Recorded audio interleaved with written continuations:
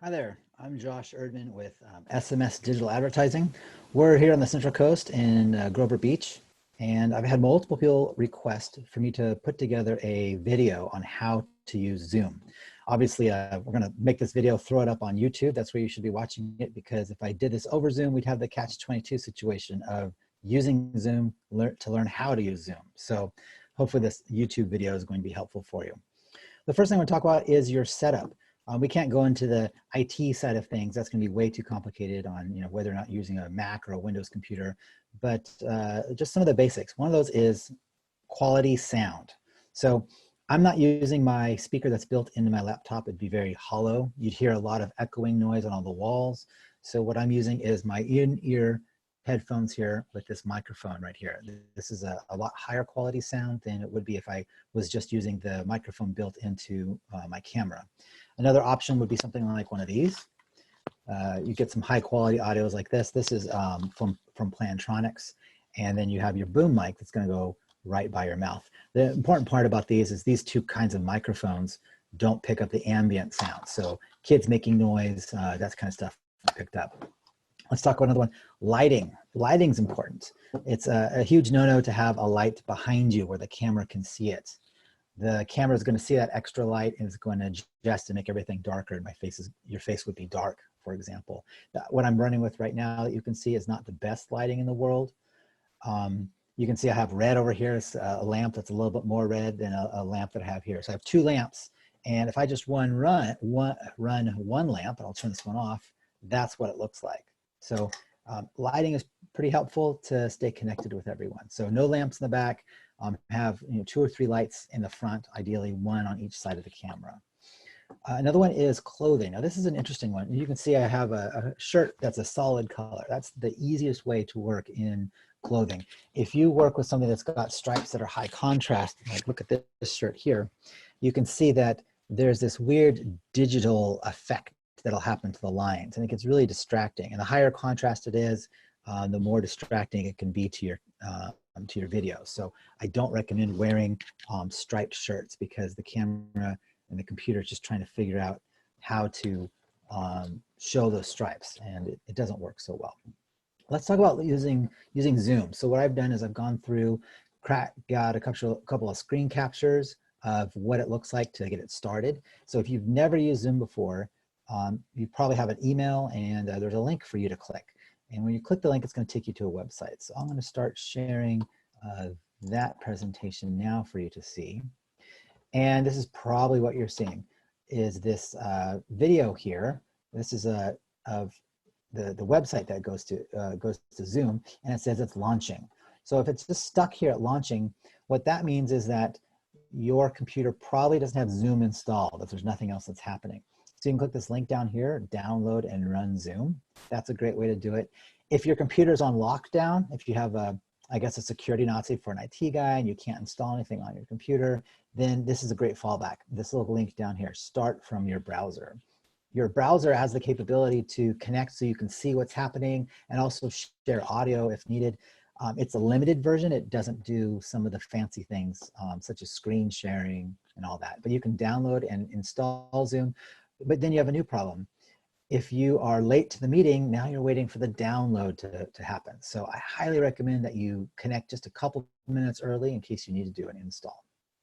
So from here, what would happen if Zoom was already installed or after the download has happened, you're onto the next little screen, and that's this. Zoom pops up, and the first thing it's going to ask you is, do you want to join with the computer audio or do a phone call? So this is with you installing Zoom. Joining with computer audio is great. You don't need to tie up your phone. You only have one device.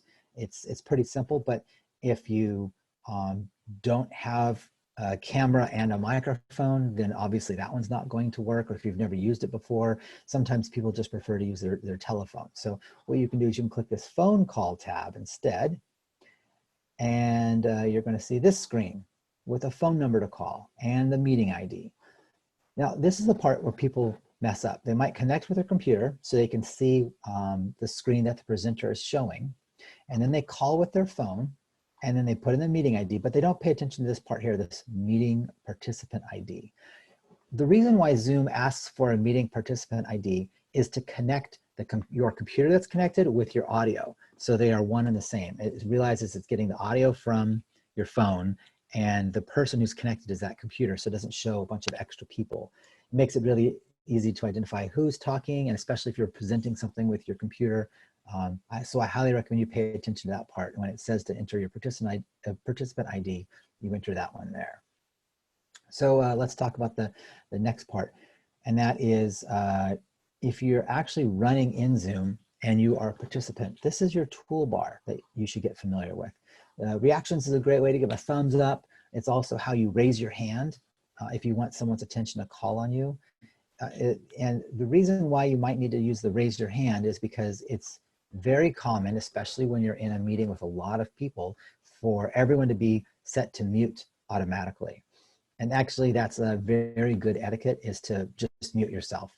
There's always background noise. If you're at a meeting and you're checking out a little bit, or you're kind of just listening a little bit, and then you're also typing emails, you're going to hear a lot of that noise. So mute yourself, good etiquette for being in a meeting. And if the facilitator of a meeting has muted everyone, then you need to use those reactions, like raising your hand for them to unmute you and call on you. Now, obviously, if you're muting yourself, then you need to get used to the fact of unmuting yourself when you need to talk. I've been on several meetings where they've self-muted, kids came in, or there was a dog barking, and then they didn't unmute, and it really created a distraction for the meeting. So pretty simple concepts to put together. One of the other fun things that you should realize is this chat thing here. When you use the chat window, you can click that. You can talk to the facilitator. If you are in a webinar, you can talk to the panelists, and you can also send chat messages specific to individual participants as well. So that's a handy thing to use on this on the meeting. And in Zoom, even though you're participating, you can be invited to share your screens. That's what this button's for, and that's what I'm using right now. I'm sharing my screen with my PowerPoint presentation I put on for each of the Zoom features there, with the bar and then the screens that we saw to connect earlier.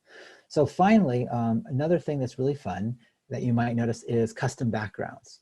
So look at my background. So I don't have a light behind me, but it's a little noisy. I have a shelf up there. I got a picture, but then I also have this wall that's going in at an opposite angle. You can use a custom background to really make things look nice. To get to the custom background screen, you're going to click the little up arrow here next to stop video. And when you click that, you're going to have the option to make what's called a virtual background. Here's what my options look like. And when you look at virtual background, you can choose these images, or you can actually add another image behind you. And then what happens is you have to get out of the way, and the computer is going to memorize what is part of the static background, and then it's going to turn on the virtual background and paint over everything. So I'll stop sharing my screen here so that way you can see what I'm doing here. So we're going to stop the screen share. And then now you're just looking at me, and then I'm going to my video, and I'm going to go to my video settings and turn on the virtual background. And I'm going to go with the space view here. There we go. And you can see that what it's doing is it's determined what is part of the background. And it's really weird. In my case, it's having a huge difficult time identifying what's part of the background and what's not. What works best is a solid background.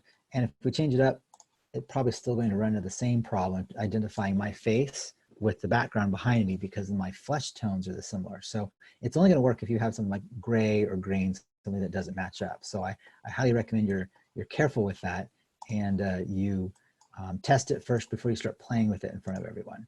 But pretty interesting effect. When it comes to Zoom, that's pretty much it as a participant. So the big ones have high quality audio, don't wear stripes, have your lights in front of you, don't have any lights behind you, and also connect early. Always connect 5 minutes early to make sure you don't have any technology issues. Hope that helps you out a lot in connecting in this new crazy world. I thank God for Zoom. Zoom has been extremely helpful in getting the world connected.